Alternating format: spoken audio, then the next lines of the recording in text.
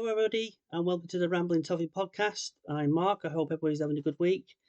It's been a very, very busy week if you're an Evertonian, specifically not just on the field and the games that have been up and coming over the last 7, 8 days, plus the transfer window, plus um, the Damari Gray situation. That's also part of the transfer issues that we have, plus everything that's going on off the field, which is ongoing and on and on and on.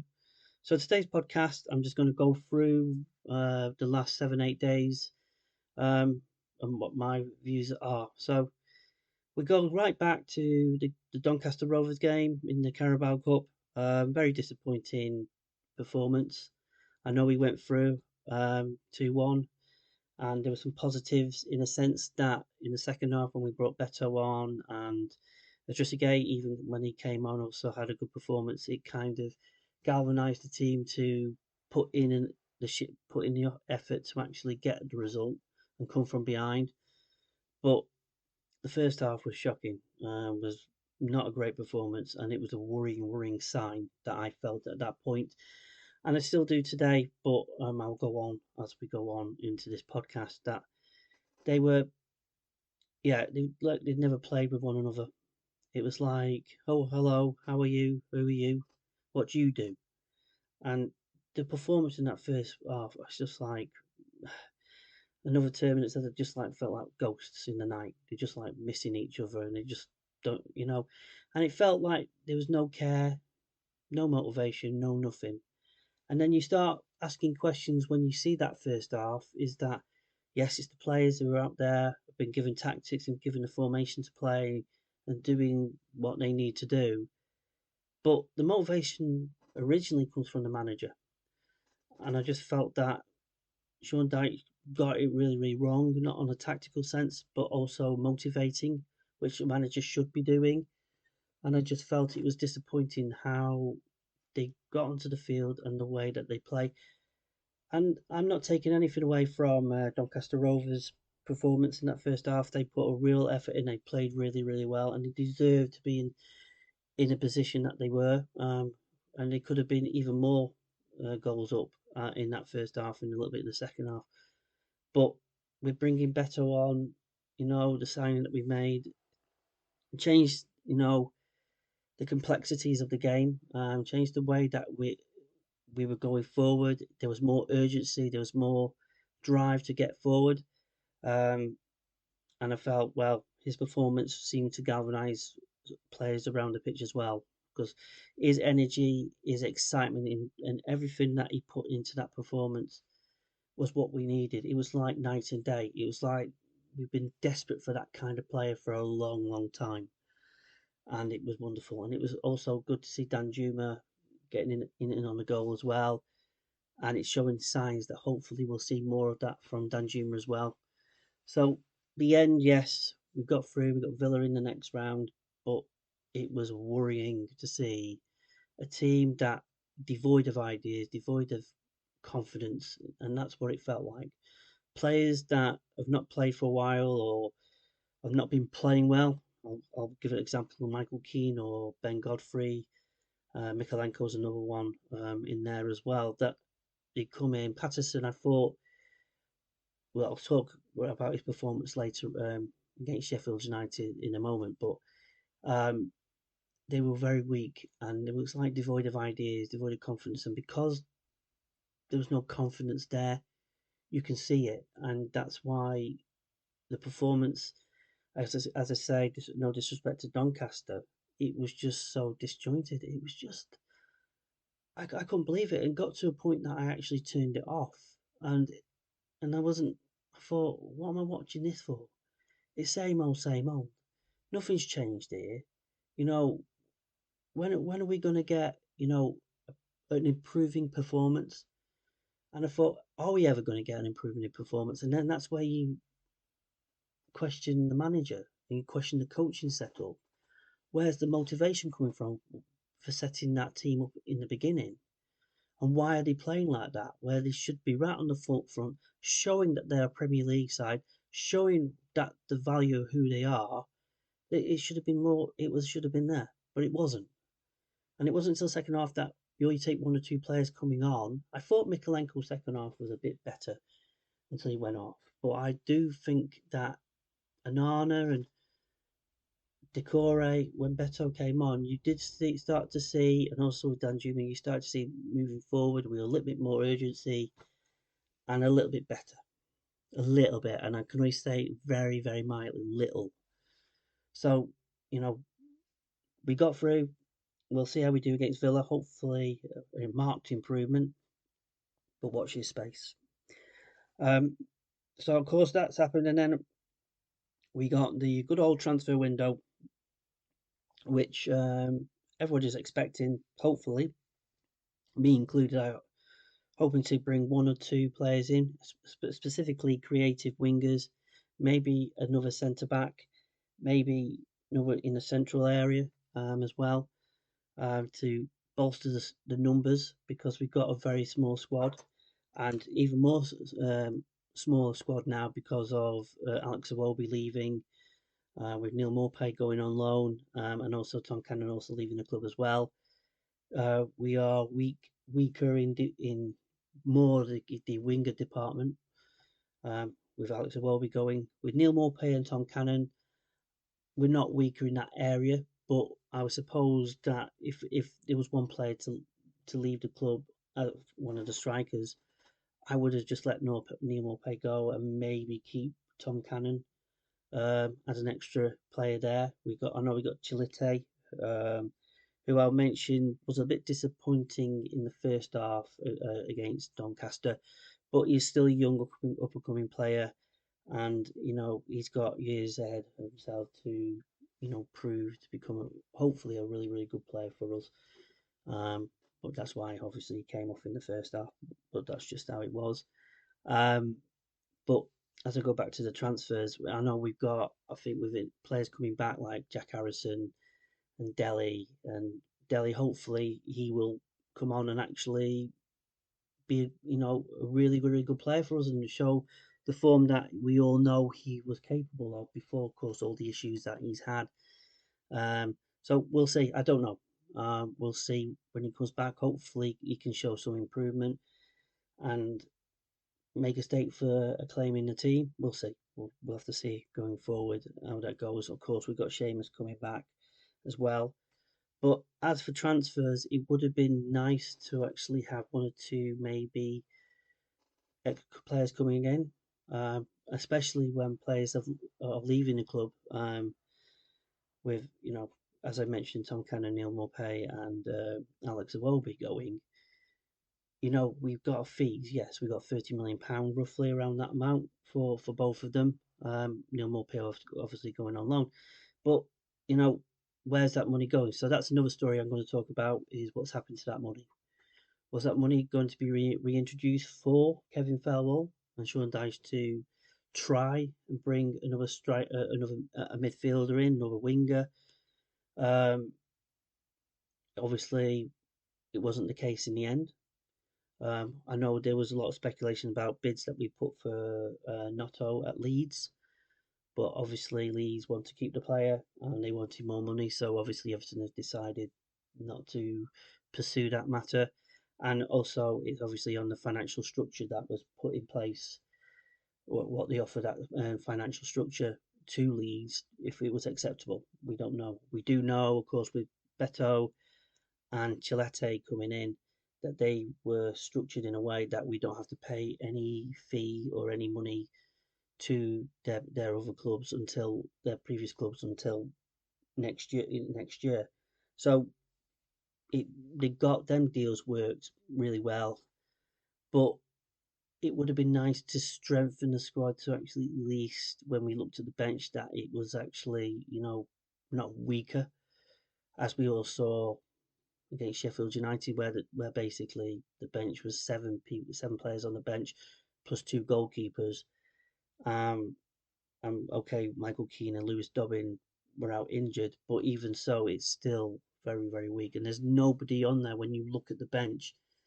Hopefully, after the international break, we will see Calvert Lewin. I don't know about Jack Harrison if he'll be available to be on the bench yet. And also, of course, I just mentioned Dominic on the bench. So hopefully we'll have stronger bench, and hopefully Seamus Coleman coming back maybe soon. Hopefully he'll be on the bench, and that'll be gradual. He'll make the bench a little bit more, substance to it, and we'll have options on it to come on. So in the striker sense, so if Beto, has done his bit, and maybe hopefully, score goals, which we're all hoping for. And if he needs to come off at any point, if Dominic Calvert-Lewin can come on in his place, so he can continue to play the formation and the tactics that Sean Dyche is putting out there. It's interesting to see that a lot of sometimes is it worth going to a 4-4-2 and putting both of them on?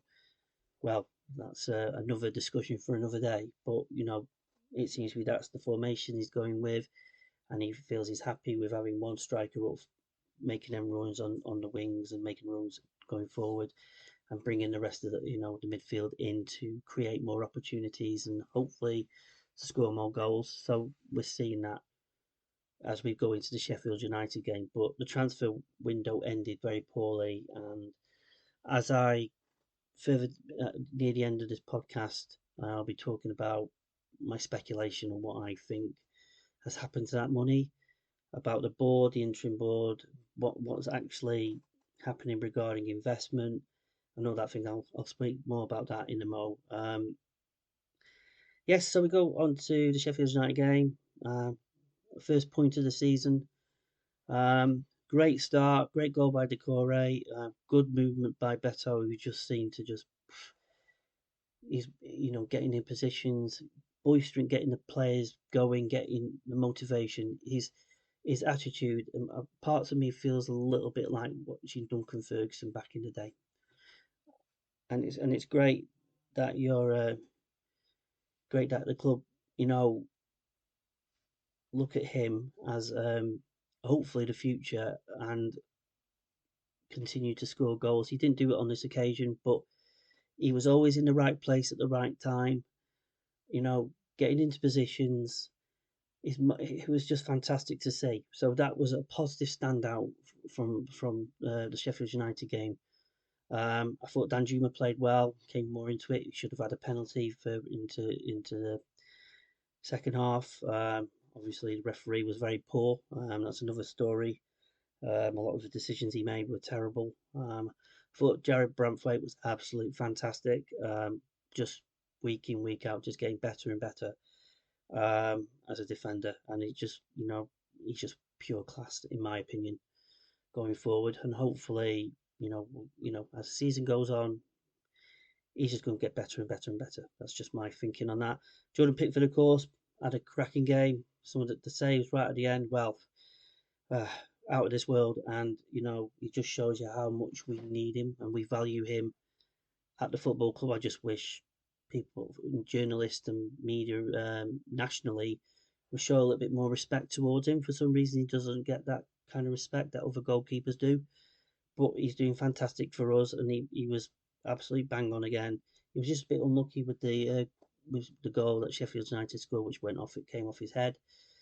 But the midfield again. Talk about the midfield. I thought Onana really grew into the game more and more, and he was making more and more impact. So there was performance Patterson with that cross as well. Patterson's performance was better as we got into the second half. So there's positives came from the game that we still are creating, but we do still need to work on the defensive side of it. Despite the fact how Jared Brentwaite's doing, I think the wing backs, Mikolenko, Ashley Young did play on, need to be a little bit more stronger. I think the midfield need to be a little bit more protective of the defenders when we're in a defence sense. Defensive doing our defensive work, but on an attacking sense, it's getting better. We are creating opportunities. We have seen that over the few games that we played, and I know we've only got 1 point.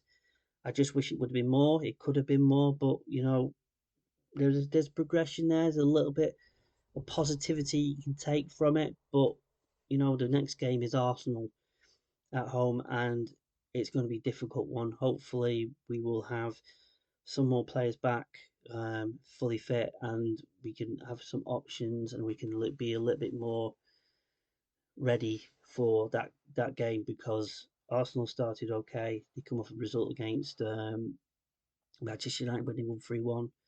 Okay, it was an even game between the two of them, but they're still going to be very, very difficult to hopefully get a result very similar to last season. That would be absolutely fantastic if we can. So, yeah, so that's a positive on that front, a little bit. So, we've gone past that. That's the game. So we're now in international break. The transfer window has ended. We've got the situation with Damari Gray.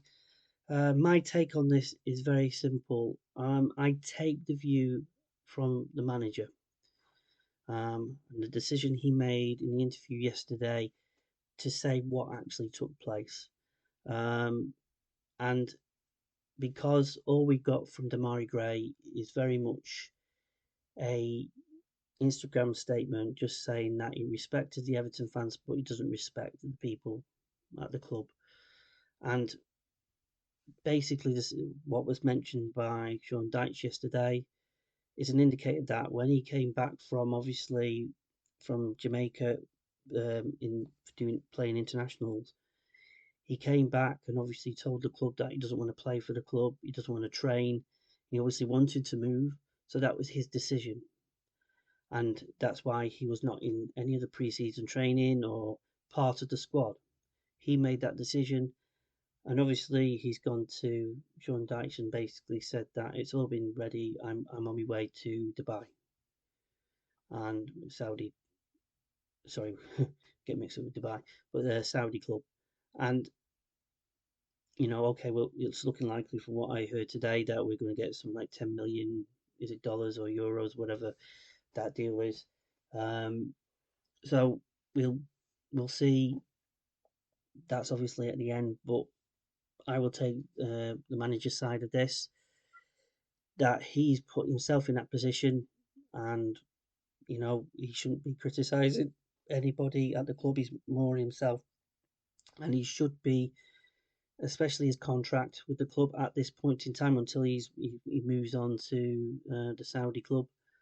That he must honour it until such time that he moves. And obviously he's done this before at Leicester and the German club. I forgot what the name is. Sorry, no disrespect. But he's done it before, where he's criticised the club about his position, why he's not playing or whatever else, and he's just I just feel that he needs to move on, and it's a shame because he's shown glimpses, and we've seen over time where he scored that cracking goal against Man City, in the 1-1 draw last season, and he can show, and of course the goal against Arsenal, he can show what he is capable of, but if he does want to be at the club and he thinks he's bigger than the club, that's my thinking. I think he feels he's bigger than the club, then he shouldn't be here. And it makes, yes, the squad weaker because he's no longer there, but it gives the opportunity. It makes the squad smaller, but we have to move on. We don't want players at the club who don't care about the football club, who are not committed to the football club.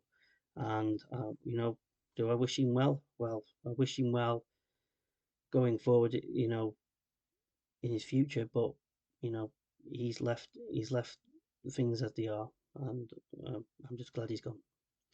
Anyway, so we move away from that situation to, yes, good old Bill and Ben. Oh, sorry, so Bill and Farhad, or I'll call it the Bill and Farhad show. Huey and Dewey, Beavis and Butthead, whatever you want to call them. Sorry, I'm being personal, being critical. I'm just getting fed up and getting angry with this ongoing situation that's been ongoing for how many years? I give up. And it continues to go on and on and on. We get no kind of communication from the club in reassuring the fan base of where this club is going. Because, as I mentioned about the transfer window, we recouped around £30 million. Obviously, that money could have been put towards bringing another player in, a winger, as I mentioned, or a centre, one or two players. We still had options even on the transfer window to even look at loans in Europe. They're in freebies. They're out there anyway. So we're at this position where basically there's money there. So what is happening to that money? Now I can only go speculation that comes from social media, from people speculating to think what could happen to that money. That money, in my sense, feels like it's sitting in the bank. Right, we'll use it to pay for our day-to-day costs while we look for this investment to come in to take a stake in the club. If that is the case, we are working on that because that 30 million is like capital, so it's basically money that's just coming to the club. So we're selling an asset of any value to actually generate money to keep the club going day to day, week to week, month to month. And also, I don't know if this money or whatever that money is, any money being circumvented to the stadium, because at the moment it's not been confirmed is that investment that from MSP through its investors to that £100 million or whatever the amount going into the stadium project has been confirmed that it's actually gone in. If it has, great. I don't know. Again, there's been no kind of confirmation or communication from the club or through reliable journalists who normally get that kind of information, but there is nothing out there. And that's concerning me as well. So at the moment, we're thinking, will the stadium get to a position to be built? Because we need the money. It looks like Farhad Moshiri can't put money into the football club. Obviously, he doesn't have that money to do so. I don't know. So at this moment in time, we have this scenario where we have some interest in investing in the football club. You have Asian interest, or I heard Chinese interest. That's what I heard the other day. And I also, of course, an American interest. And of course, we all know who they are, we think. I'll be quite surprised if it was somebody else, but it's good old 777. And as I said last week in my podcast, that they are not good for this football club. They have got too many. They've got lots of clubs throughout Europe, and one in a club in Brazil. And there's problems at every club that they have taken any kind of investment out of. And it fears that it's going to be the same for us. The people that are running them other clubs, but also the situation that they've got a court case in America, and there is real problems about money that they're investing into the football club or where this money is coming from.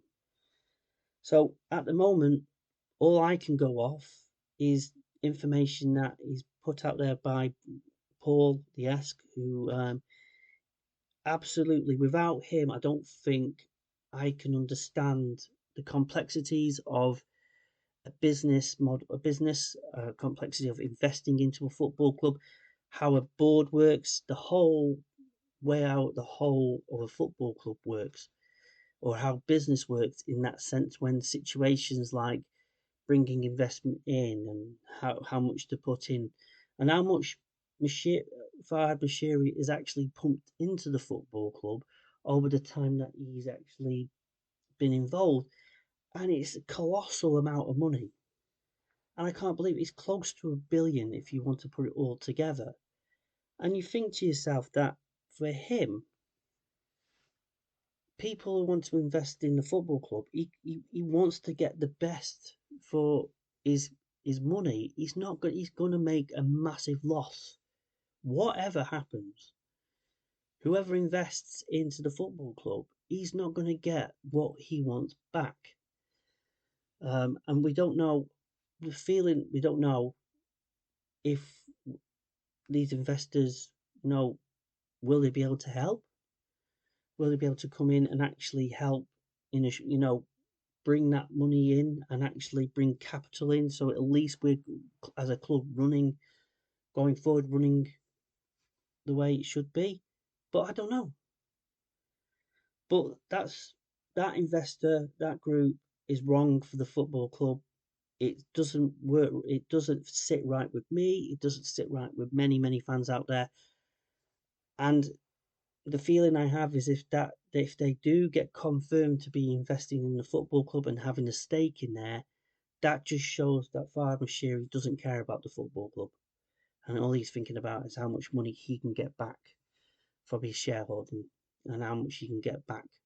And that's very concerning if that's the case. But again, it's speculation. And of course, as I mentioned before, we have a chairman of the football club who is brought back in, part of a transitional, part of an interim board, and part of a failure. And he shouldn't be part of this football club going forward. He was brought back in to be part of negotiating transfers and bringing that expertise supposedly back into the club. But there's been no, it looks like Kevin Felwell had to do the deals himself and structure them the way he wanted to, I think. And I believe that I've heard that Bill is not well, and I just feel that he should resign. He should. Farber should ask him to stand down now. He's supposedly done his job, what he's supposed to have been brought back in to do, and I just feel he needs to move on. And I think he needs to retire. We need new people in. Even if you look at the transitional board, the interim board that's there, Farhad Moshiri should be bringing people from the outside coming in with expertise, not just being a chairman, not being a CEO, finance, or anything like the communication side of things. Bring people from outside that know what they are doing as part of a sporting football club, doing the right things, not sticking to people who are in the club already because they are part of the fabric of how the football club has been run for many years. And this is no disrespect to Colin Chong, who has done a great job managing a part of the new stadium, but he's not a CEO. And you need to bring in people who can do a job like Stuart Downing, um, and and other people like that to come into the football club to actually give fresh ideas, fresh impetus, fresh direction. But it's we're not hearing anything. And the concerning thing, as I said in a message that I put out on social media, is that if it continues to go in the way that it's going at the moment, we're going to be in administration in a year's time. It's going to go in the pathway because of the amount of debt that we have building up from other clubs. The amount of no money, no to spend to actually improve the squad to a point that at least we can be competitive enough and move up the table and get somewhere in a direction. It's not happening. And it's all well and good that maybe, just maybe, because we've not spent that much over the last 2-3 years because of the restrictions that we've had, that maybe we no longer have FFP against us anymore. And maybe that we can grow going forward. But I don't know. And it is really concerning me, the way the club are not communicating any kind of information, any kind of reassurance. I can understand people say, well, a lot of it's private. We can't talk to people about any of these investments because, it might mess up the deal. It might mess up, something might change things if they try to explain what is going on at the foot, what's going on within that investment that wants to come in. But we're not hearing anything. And what information what I want to be reassured about is, can the club just say to us, we're going in the right pathway. Hopefully, investment will be coming in sooner. Please don't get concerned that the club is actually on a stable front at the moment. Things will happen soon. We will keep you updated on when, that information is provided. But they need to do that. But it seems to be that the only time that we get any kind of information is when the FAB have their free, meeting with them and asking questions about, investment and anything else. And you get a little bit of information, but it's not borderline. It said, oh, yes, we're still looking for investment, and that's it. There isn't any meat on the bone. There isn't any urgency. It just feels like, well, yeah, we're looking for investment. Yeah, will come soon. Whatever. Yeah, it'll be happen. It'll happen when it does. And it feels that that's the attitude. There is no urgency. There's no trying to get this club back, to where it belongs in the right direction. But it's just not there. And I'm getting fed up with it. And I just put this out there to the FAB, to the fans forum, to the people who talk to the club. I know you communicated with the fans through social media last week, and it was great. A lot of the initiatives and ideas that were put forward to what you wanted to when you speaking to the club. It's great. I have no criticism of that, but I think through social media channels and through everything else, you should be calling out Farhad Mashiri. You should be calling out the chairman more often. I know you've done it in the past. I know you put a vote of no confidence in Bill Kenwright in May time.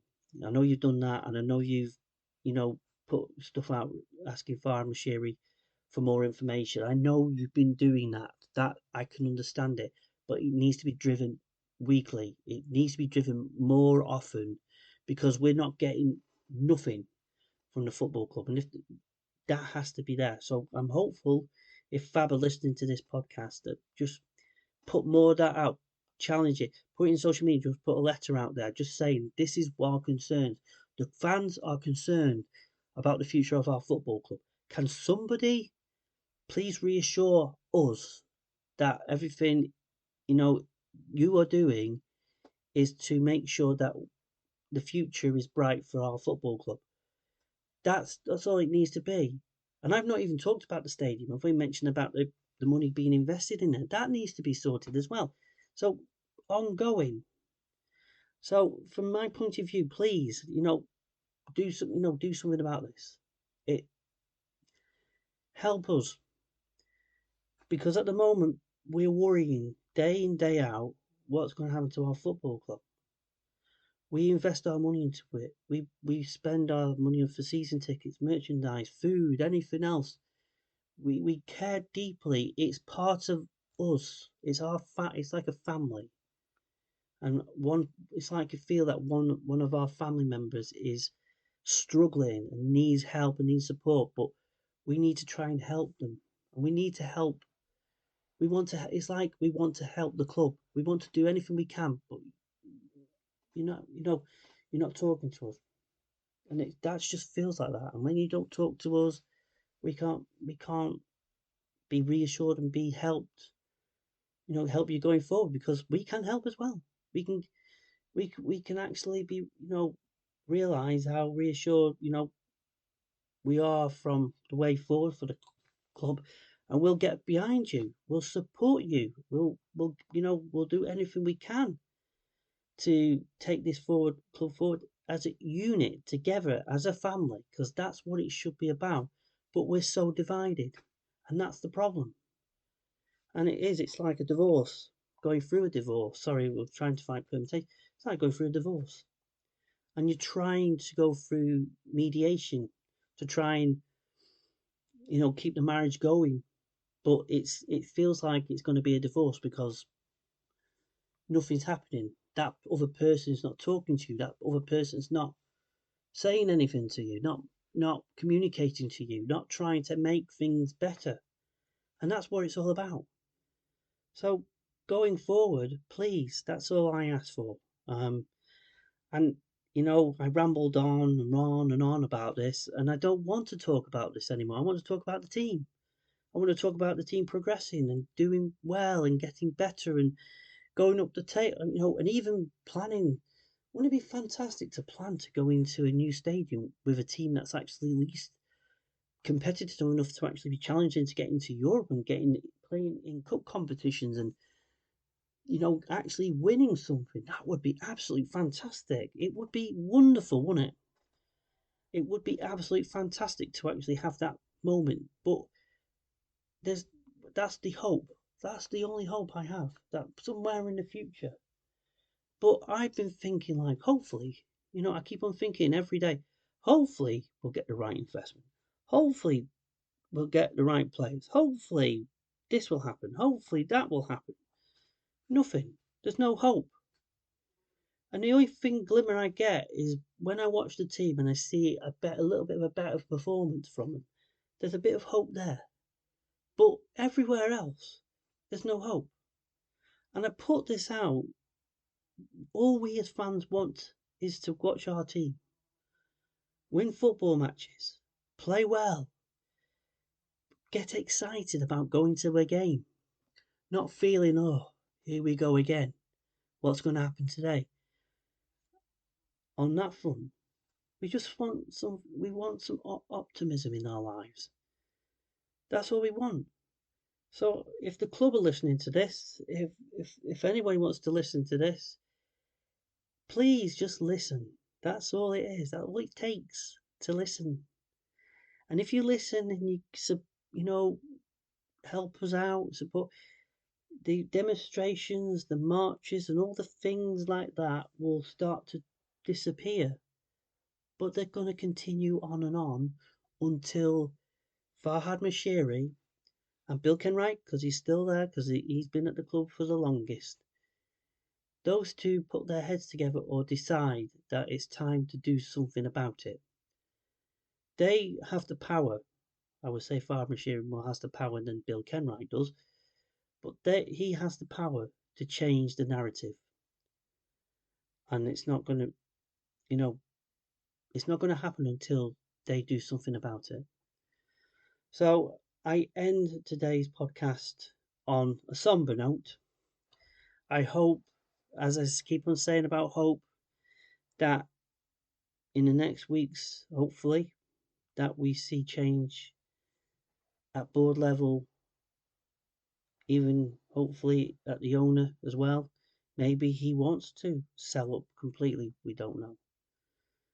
But hopefully we see some positive things going forward. But it's the way that I feel, and I don't want to feel like this all the time being an Evertonian. I want to enjoy, get excited about games, and want to not even think about what's going on at board level. What's going to happen with the owner. That's something I don't want to hear about. But sadly, on this podcast, and I've done it for weeks on end, it's just gone on and on and on, talking about the same old, and things need to change. So anyway, on that note, thank you very much for listening. Please give me any kind of positive or negative feedback going forward. It would be absolutely helpful for me as I develop this podcast going forward. But for now, thank you very much for listening. Hopefully, we'll speak to you again next week. Bye bye for now.